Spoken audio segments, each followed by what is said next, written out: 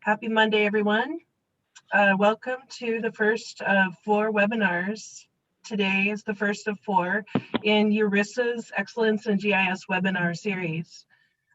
We're celebrating the 40th anniversary of ERISA's Exemplary System in Government Awards, or as ERISA folks call them, the ESIG Awards. So today's the first of 4. At the end of this presentation, we'll give you a link to the upcoming webinars still to come. My name is Rachel Parrinello, and I work at the Boulder County, Colorado Sheriff's Office in the Communications 911 office, where I'm a GIS specialist. And I'm also on the ESIG Awards committee. So this is pretty fun to actually get to meet one of the 2020 award winners today in our presenter, Nicole, Dogan, and the town of Flower Mound, Texas. I think I'd like to just simply go ahead and read Nicole's biography, and then she will present, and at the end of the presentation, we'll entertain questions through the Zoom chat, and hopefully have plenty of time for Q&A, and then maybe talk a little bit more briefly about the ESIG Awards and the upcoming webinars. So I'd like to first introduce our speaker today, who is Nicole Dogan. She is originally from Canberra, Australia, and moved to Texas in 1996. She has attained a Bachelor's of Science degree in Resource and Environmental Management from the Australian National University and a Master of Science in Geographic Information Sciences from the University of Texas at Dallas. Nicole has worked for the town of Flower Mound, Texas, which is part of the Dallas-Fort Worth Metroplex, for over 18 years, and she is currently a senior GIS analyst. Although Nicole works with all town departments, she is the GIS liaison with the police and fire departments and finds working with those departments particularly rewarding. Nicole first gained her professional GIS certification, or her GISP, in 2005 and is active and current. So the town of Flower Mound itself was honored with the Exemplary Systems in Government Award in 2020 for their Citizen Camera program, and that is the topic that Nicole will share with us today. So thank you, Nicole, for being here. Thank you, Rachel, for the intro. Mm-hmm. Thank you. I'll give you a little personal details to start with. As Rachel said, I'm from Canberra, Australia. That's the capital. I'm thinking, we got 24 geographers on the line, so now probably that's the most people in North America that know that that is the capital of Australia. I was born and raised in Canberra, but I also I took a year off between high school and college and went to England, worked on Dartmoor for a year in Devonshire. And then after college, I moved to Woomera in South Australia, which is the start of the rocket range. And so there was a joint defence base there, and that's how I ended up in Texas. I've lived and worked here for 18 years in the town of Flower Mound. I have a 16-year-old son who was very nice and sat through this presentation and gave me some advice. Initially, he said, I need to speak more like the Queen. And by the end, he said, no, enunciate less. So good luck, everybody. I hope you can understand me. So there's a picture of my beautiful son at one of his friends' quinceañeras a couple of years ago. And one of the things that we have done together is we ride the MS 150. I've done that 10 years. And the last year, Colin rode it with me. That's a friend of ours, a local friend. I also follow the WARS protocol. I have MS. I was diagnosed when Colin was a baby. And one of my other hobbies is genealogy. And I'm interested, my next personal project is getting my family history into a GIS. So if anybody has any interest in that or would like to talk about it, I would love to talk about it. So as Rachel said, I moved here in '96.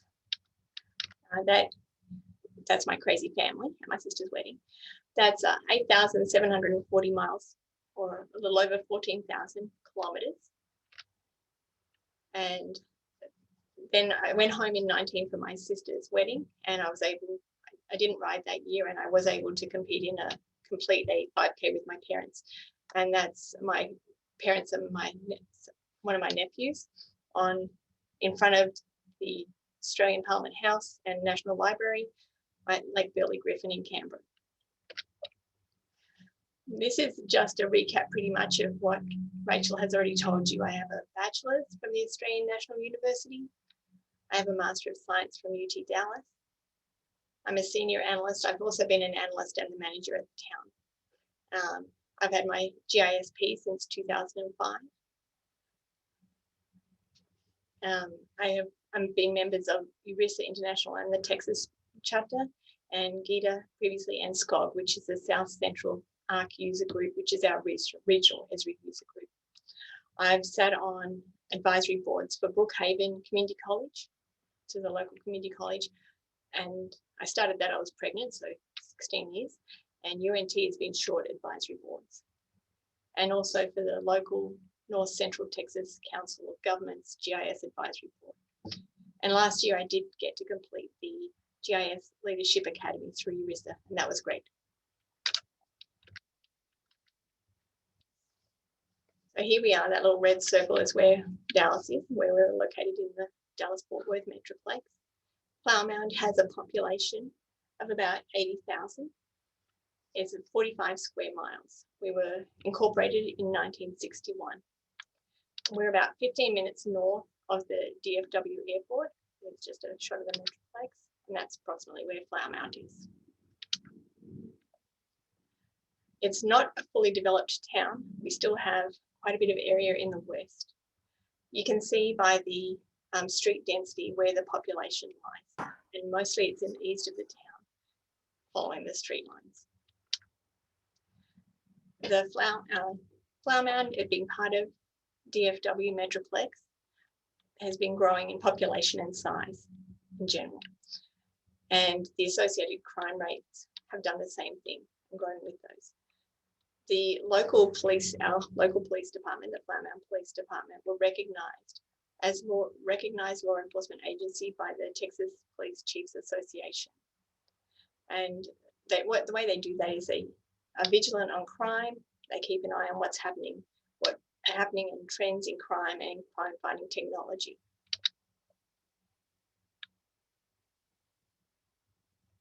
The police department noticed a growing trend in the use of property cameras. At the time, Ring were in the process of setting up a portal which the police could use to request video footage from those camera users. They were also aware that there were non-Ring cameras being installed in and around town that could potentially aid in solving crimes. They recognized that there was a need, that with these growing number of cameras, that the footage could be of assistance. They needed to know and record where the cameras were located, directions they faced, footage details, and contact details.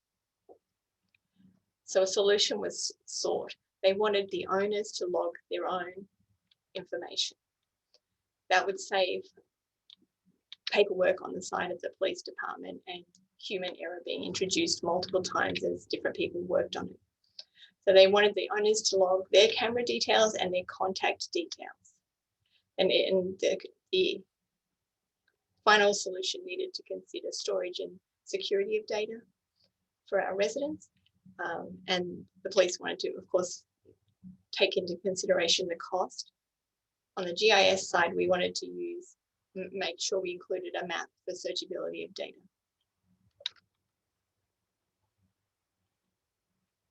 I did speak with some local other GIS folks, and there with some similar sort of forms for recording camera information, and they suggested that we went with the Geoform, and so that's what we did. You know, it was a little bit of backwards and forwards, but that's what we went with. And so the owner accesses the Geoform from a link on our webpage. They put in the location on the little map, the number of cameras, directions recorded, whether it was color or black and white recording, how long the footage is stored, and the contact details for the owner proprietor. I'm just going to refer to them as the owner from here. And then once we got that sorted out and we had the first prototype, we took it to legal and got their approval. Then the town went about publicizing the program. So our communications department was great and created a video about the Citizen Camera program. That was available on the town TV station, our webpage, town YouTube channel, and then as well as personal contact by staff and elected officials. The camera feature was recorded with the Geoform, and so that was a point we refer to as the registered camera locations. Security is open when the form is being entered, but access is limited to input only. Once that feature is used in maps, apps, and apps, the data security is set by group rights. So it is only accessible by police and GIS, but they really didn't want people's phone numbers being let out or locations of where cameras were and what directions, or, you know, so the bad guys could work out which direction they should approach from because there were no cameras in that direction. And so that's secured in the map and dashboard. I worked with the officers on what data layers needed to go into the map. So it wasn't just the GIS point data, but they wanted to know what day where trash days were, what beats were within subdivisions, parcels, zones. Our the fire zones is the area we dispatch to for police and fire. And then simplifying the pop-ups so that there was a minimal amount of information available, not too confusing, and links. For example, the pop-up on the right is for the parcel layer and will link through to the appropriate appraisal district, and owner information details are there. The dashboard was created with a web app builder. The web app builder include the map, widgets, and required functionality. So it's fairly basic. These are not GIS folks. They're not used to using GIS really other than very basic. So it's fairly simple, and they always call if they need anything else. I used screenshots here purely because I don't trust a live demo. I'm happy to pull up the dashboard and walk through it later on if anyone has any questions. So the points shown on the map in the top here indicate the camera location spots. And the left bottom pane shows the total number of cameras. Here it's 110, and I checked this morning and still 110. The middle pane provides some spatial analysis functionality. You click on where it says registered camera location and select the functionality by either the current view or a user-defined view. You select the shape and draw on the map, and that will automatically, and click apply, and that will automatically pop up a charts result. So in this case, there were 3 locations, and that shows you how many cameras are at each of those locations. That's made bigger on the screenshot only, just so you could see. The right pane contains the layers list as requested by the police department, so they know what they're working with. The upkeep, every month I go in and check that the form is up and running, the map and the dashboard are working. It's a pretty basic, just checking. They certainly let me know if there's ever any problems. I clean up the tabular data. For example, the phone data is a number format, so it's just 9 numbers, 10 numbers in a row. So I go in and put dashes in there so that it's all the same, and that if an officer is trying to pull data working on a case, it's not holding them up trying to work out where the spaces are or what the number is. It's clearer and easier to read. And then I just shoot the police department an email and say, oh, we had no new cameras this month, or we had this many new this month. They always have access to the dashboard, but I'm not sure that they do unless they've got a case, and it's just a good way to keep communication open and just touch base with them. And it takes me, less than 15 minutes to go through all of that. This might be a longhand way of doing it. So if anyone has a better idea, that would be great. I document any of the ArcGIS online work. My thinking being that mostly I know what I'm doing, but sometimes, you know, you go back to a project and you're looking, you're like, why are there extra layers in there? What was that? And so this is just the Word document that shows the MXD or any details to do with that, normally in that folder. So that if I get hit by a bus, one of my co-workers can come in and pick up. It shows the links, it shows who has access, that sort of thing. So it's really not the neatest way, but it works pretty well and it keeps the information all in one place. PD usage. So the way they would use this app is if crime occurs, the police officer can open the dashboard, zoom to the location, search the surrounding area for potential cameras. If they see something they're interested in, they can contact the owner and request footage. And then they solve the case. Ta-da! Just like that. From the police department, what they said was benefits that they have found was that the paper trail and manual labour have been avoided, and that saved them a lot of time and work.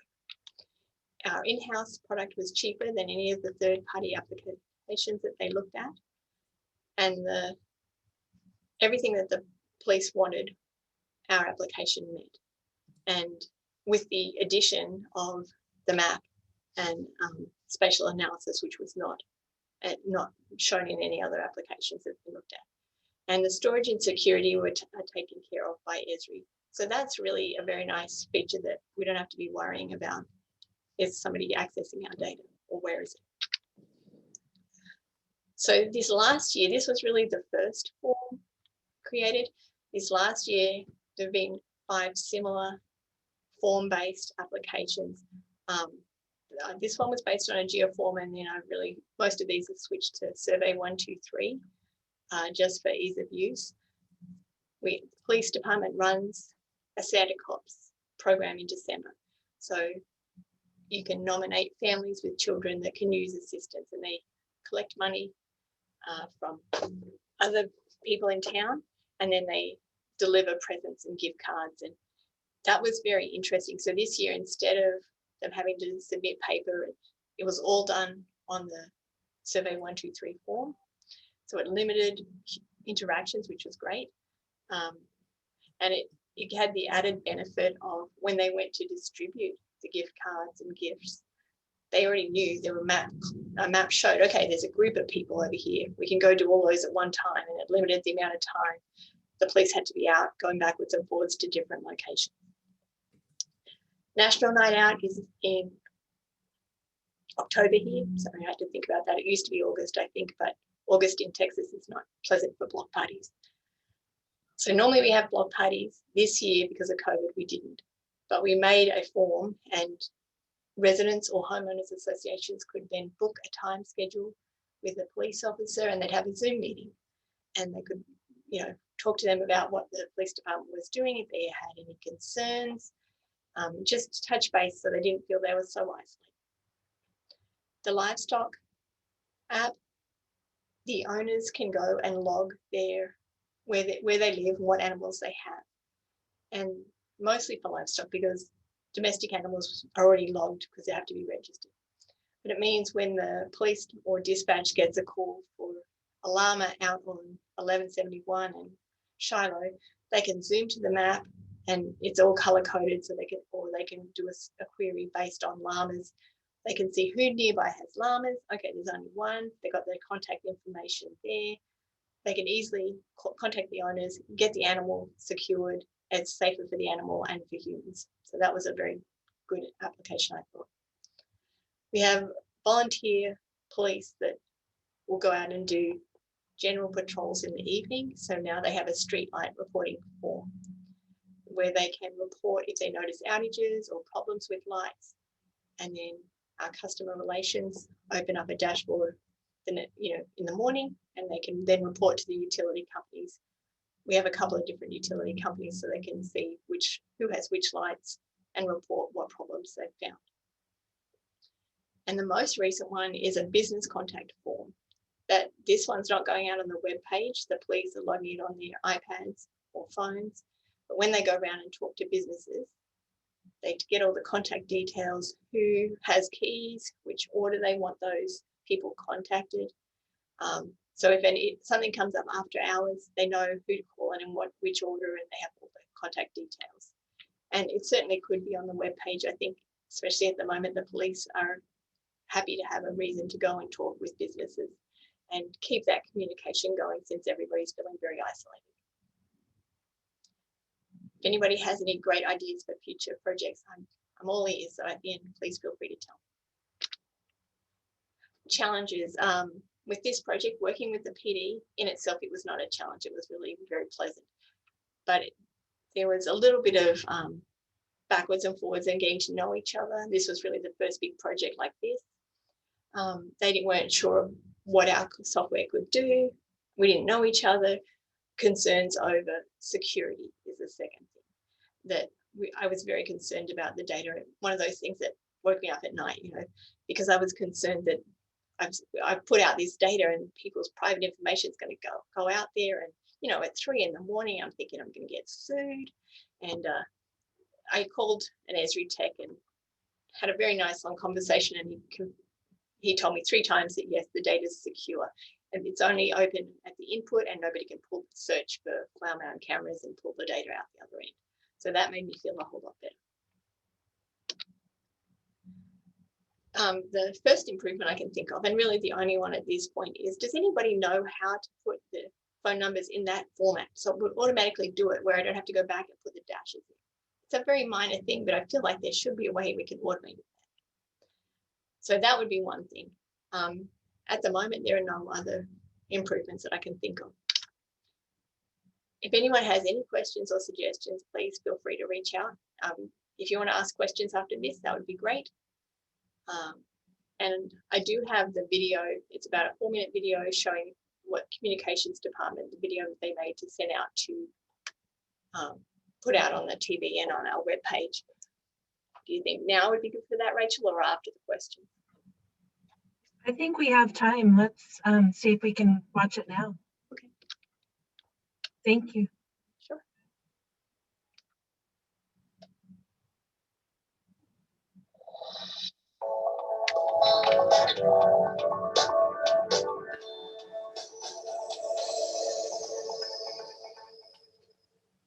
Keeping the community safe is top priority for the police department. When a crime occurs, detectives are using all the resources they can to solve a case, and sometimes that involves your help. So when the need for a citizen camera program came about, Flower Mound PD teamed up with another town department to get the job done. The police department came to the GIS department and asked us, would we be able to replicate something similar to the Ring app that the Ring software was putting out? Would we be able to create an application in-house that would allow residents and camera owners to log their details and then the camera details that would allow the police to request it from the resident and say, could they see that footage? After identifying the problem, realizing we're spending too much time trying to locate and track down video evidence, we started to look for solutions. And part of that solution was looking at the private industry and looking at certain companies and businesses who specialize in this type of program. And we realized that wasn't just really cost efficient for us and cost effective as a department. And so after we realized that in previous cases we had done work with GIS, we went back to GIS and said, hey, here's a problem that we have. Do you think you have a potential solution? And GIS was just super helpful in realizing that, hey, not only can we help you, but we've actually already got something started like this.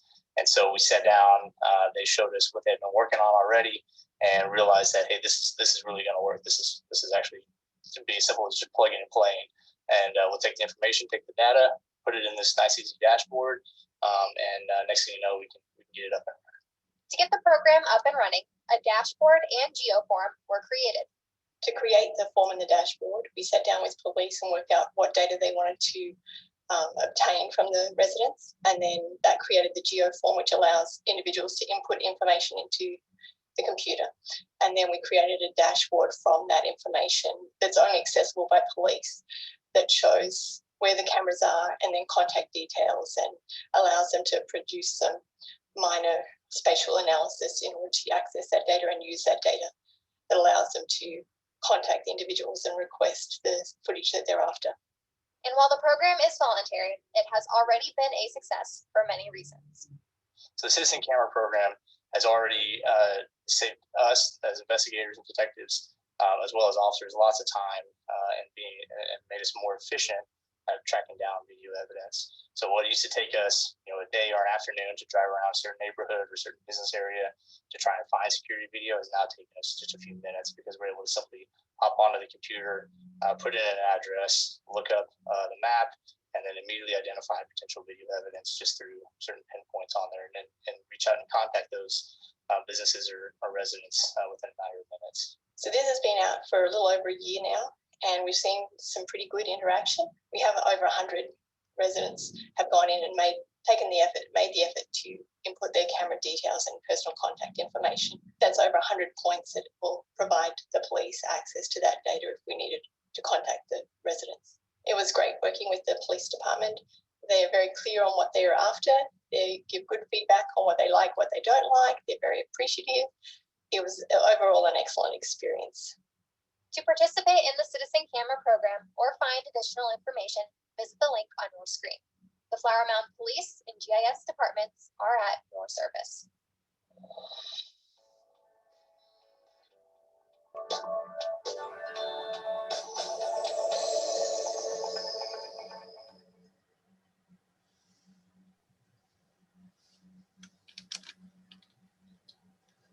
That was excellent.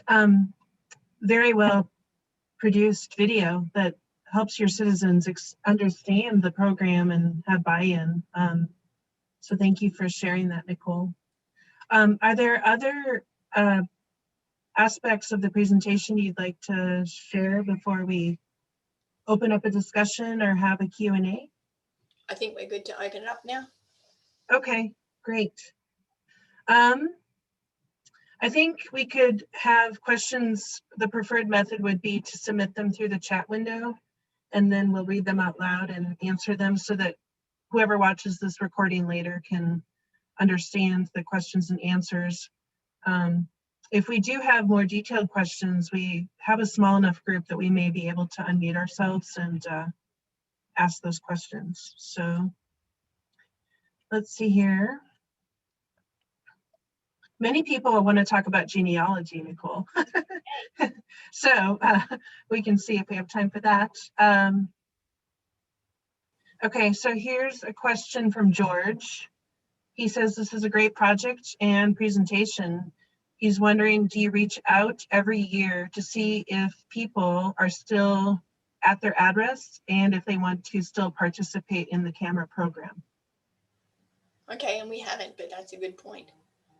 If the police are notified that there are new cameras, or I have a note in that Word document saying this detective said delete the old data, keep the new data if it's the same point location. So, but that would be a good idea to have an annual check.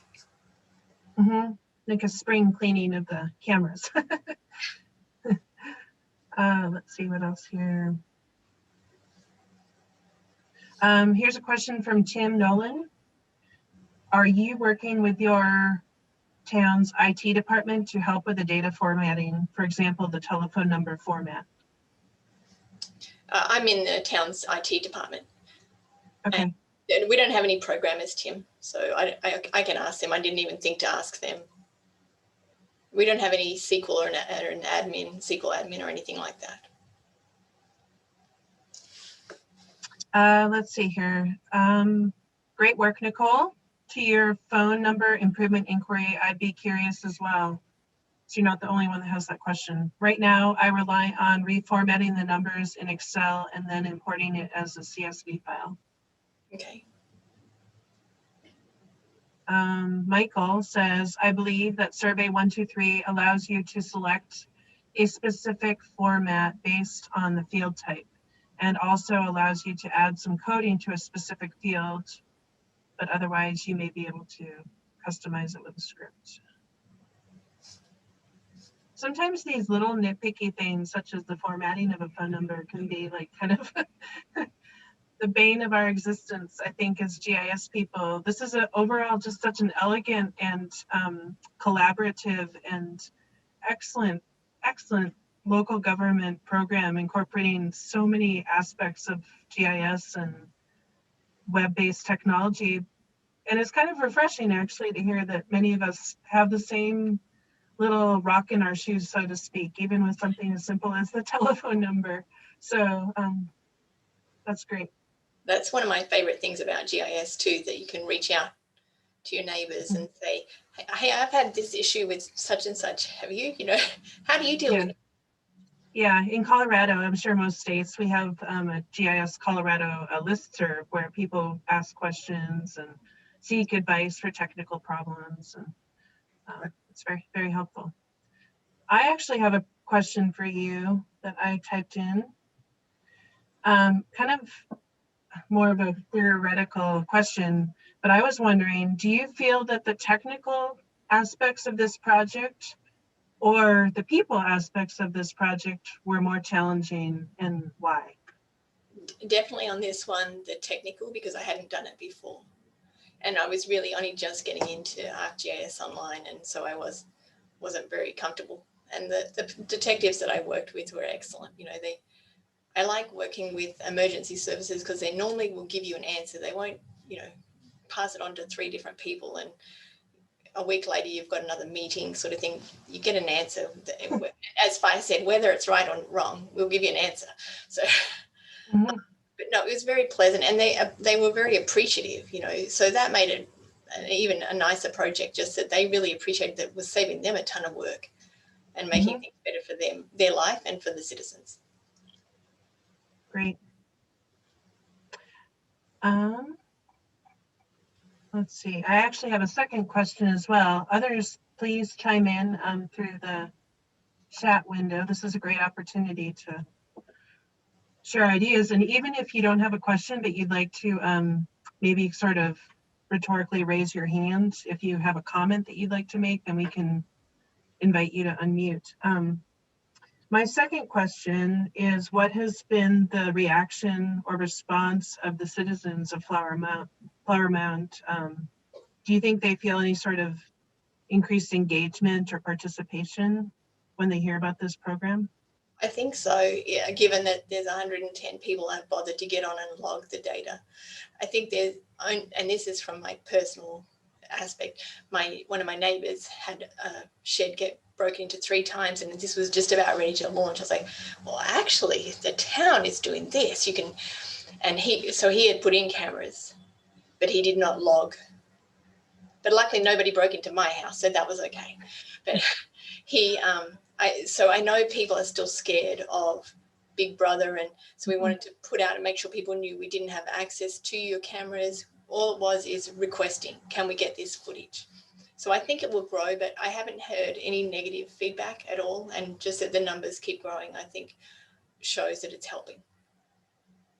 Okay. There's a question from Curtis. Is there interest from neighboring communities to copy your methods or expand your coverage elsewhere? Well, one of my neighbours is the one that was using a Google form, I think, that when I first originally spoken to him, and he said he would recommend using a Geoform. So some of them certainly are doing something similar, but I haven't heard anything from anybody else. Thanks, Jordan. You know Jordan? He's in our region also. Yeah, you guys could have a work session and show and tell on site. Well, yeah, when things are healthier, you can get together on site. I have a question. Because you're gathering people's data, I guess it's for internal, confidential use, but do you ever have like people pushing back, doing like open data type requests that have to go through like the town's attorneys that have caused extra work for you? No, we haven't, but I suspect that's that legal disclaimer at the front that the lawyers checked over. I think that probably says it's not available for that. And I suspect, public information requests for police go directly to the police department, but I haven't heard anything, which makes me think they haven't had any. Don't feel like you need to test that. Sure. If other people have questions, you can continue to type them in. We still have a good little chunk of time here, and there's requests to possibly see a live demo if you want to be brave and try that.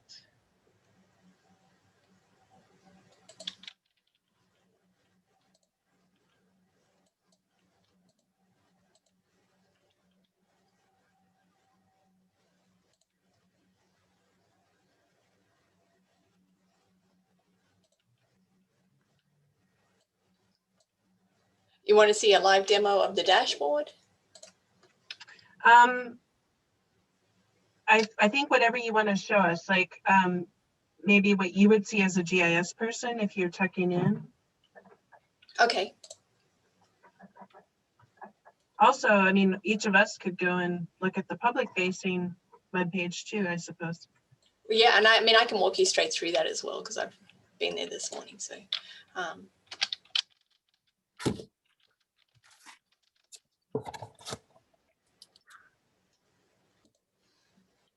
so this is on our town webpage under the police. It's just a link to the form. And so that's the legal disclaimer at the front from the police. And then it's really very, very simple.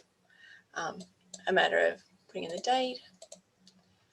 Okay, this is all pre-populated because I get bored of doing it separately every time. So and it makes it easy for cleanup when it's always me that I just have to go and delete. First name, last name, business name, address, city.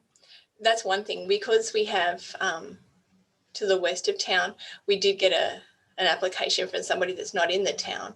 And I asked the police detective and he said, oh, just leave it, that's fine. So, and then just put in the phone numbers, number of cameras, color, video storage. This was another odd one actually. And I think probably there's a more fluid way to enter your video storage rather than having to type in how long you store it for. Whether I need a radio button that says hours, weeks, months, and then a number button, maybe that would be better.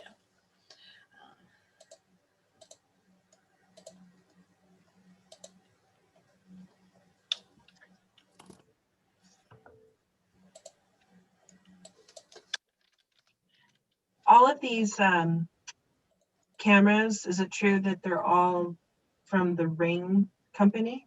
No, none of these are. Ring has their own thing set up. And so this is just, I don't know why this sometimes gives me. This is all non-Ring cameras. Non-Ring, okay.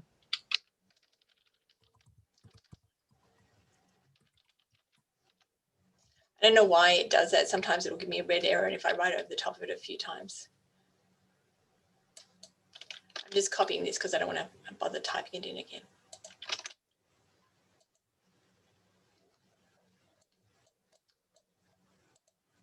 Okay, so that's town hall. And then this just says that you agree to the legalese and it's been submitted.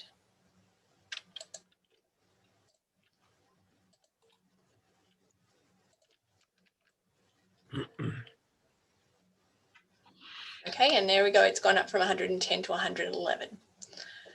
So we've got the map on the top here. Each of these points indicates a camera location and very basic. I can step you through each of the buttons, but most of you folks I think would know. Select and the legend. So if they want to see what each of those points are, I'm going to zoom in on this town hall one. Part of the reason I kept that very broad was so that I wasn't letting anybody's data out. So you can see here, the camera says drop to 1. It's just the one I've only just put in. It's showing registered points, subdivisions and parcels. So if I click on there now, it tells me what the subdivision is, area, number of lots. I can click through. I know we're in Denton, so I could click on this and it would automatically pop up the Denton Appraisal District record for this parcel. If I click on the point itself, it shows all the data I've just put in.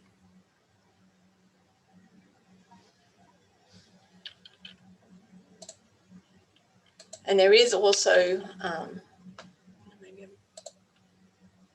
there we go. So if they want to export, I've made it available. It can be exported to CSV. All the details that they need if they find a location they're interested in.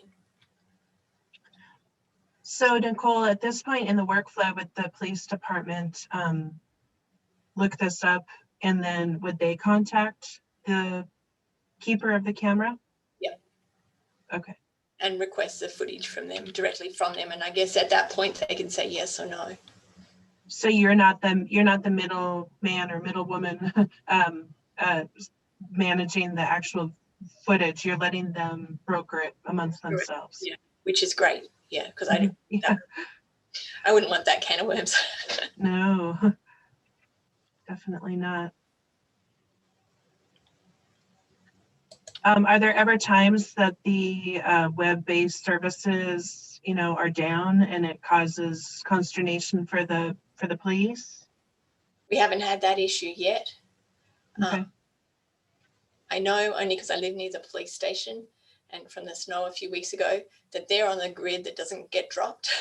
So they haven't lost power. And I know they have a generator also. We're a pretty small town. There's not a lot of crime. So I doubt it would ever be the case if we need this right now, because you've got to have to contact the owner and get the film footage anyway. Mm-hmm. So we haven't had any problems so far. Mm-hmm. And I guess that's part of the nice thing about having that monthly touching base, that they're comfortable with me to come back and say, what about this? Can we try this? So like the business contact form, the police came to me and said, how about this? Could we use this? Could you do something similar for the business contact information? So the more we work with them and they see what we can do and what functionality the software has, it makes them more comfortable to come to us.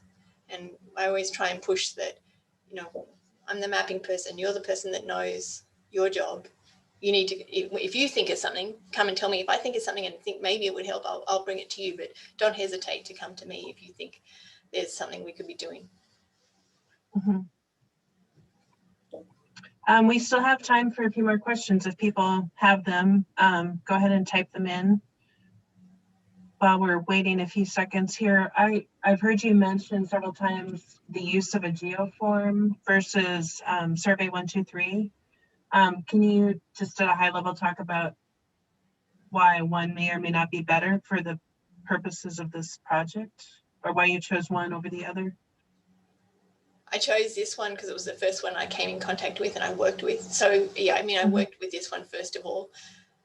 I don't know why I do like the Survey 123 GUI interface. It makes it very easy to put together a fairly nice looking form in a pretty quick amount of time. Mm-hmm. But I worked on this so long ago, I can't tell you, sorry, why I would choose this over the Survey 123. It was just that I became familiar with this first and started working with this. Oh, that's totally reasonable. That's what I would do too. I just am not as familiar with that Geoform myself. If you had family or friends who were asking you about like the safety or security of the data and participating in this, you wouldn't hesitate to tell them to go for it, huh? Yep. After interrogating that poor Esri tech, I'm sure it's safe. So yeah. Yeah. Okay. I believe. Oh, there's another one here.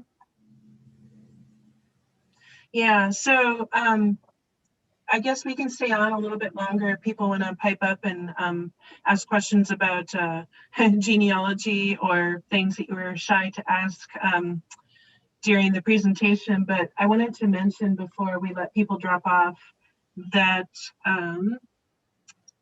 it's been a real fun and eye-opening experience for me to be on the ESIG Award Committee. And so there's every year 2 categories that nominations are sought for: the enterprise systems category and the single process system category. And ERISA's ESIG Awards have actually been around for 40 years, which is pretty wonderful, since 1980. They're sort of the equivalent of the GIS world's Oscar, or Emmys or the Grammy Awards. So Nicole is in excellent company with award winners from the past. And there's a really nice story map and list of winners of historical ESIG awards going back to 1980. So they're really very prestigious and highly sought awards. And this has been a great presentation and real life example of you know, putting incredible smarts and technology to practical good use. And then we're so grateful that Nicole and her staff went ahead and submitted the application award. So this year's applications are open right now, and submissions are due on or before June 7th, which will come very quickly. And it's a pretty highly rigorous award in that you do need to plan ahead and have your, you know, I's dotted and your T's crossed. It's not cramming the night before. It's a very robust application. And this is just an incredible example of, I think, really what the award was designed to accomplish and, you know, honor people like Nicole, and smaller towns such as Flower Mound can get the credit that they deserve because of this awesome award. So I think Wendy Nelson just posted in the chat window the link to the 40th anniversary, the story map, and the awards application details. That's all there. And then also, I wanted to let you know, I'll post this here. As I said, this is the first of 4 webinars. The next webinars are coming up April 5th, May 10th, and June 14th. And they're also going to highlight, like this one did, the last year's 2020 ESIG Award winners. So I think this will be a hard act to follow with Nicole and her presentation, but the link I just sent outlines who's speaking on which dates. So we've got City of Phoenix Street Transportation Department on April 5th. We've got Maryland National Capital Park and Planning Commission on May 10th. And we've got Palm Beach County Water Utilities Department on June 14th. And it's going to be similar format to what happened today. So hopefully great interaction and presentation and Q&A. It's really been a pleasure to have Nicole, Dogan, and the town of Flower Mound, Texas, just share their work. Thank you for being so generous with your time. Thank you for submitting the application in the first place, well over a year ago, and getting the credit that is deserved for this highly coveted award. And thank you to everyone for attending today. This will be recorded and posted on, I think, URISA's YouTube channel. And we're really happy that you joined us today. So yeah, check out the links that have been posted in the chat. And I want to offer up any last parting words to Nicole or Wendy. I'd like to say thank you to everybody for coming and attending. It would have been a lot of me talking by myself. That would have been really, really boring. So thank you very much. Appreciate you taking the time to do that today. And I'm available if anyone has any other questions later on or wants to talk about genealogy. Yeah, I'll stay on for a few minutes if anyone wants to unmute themselves and pipe up, but otherwise you're free to go. And thank you everyone for participating today.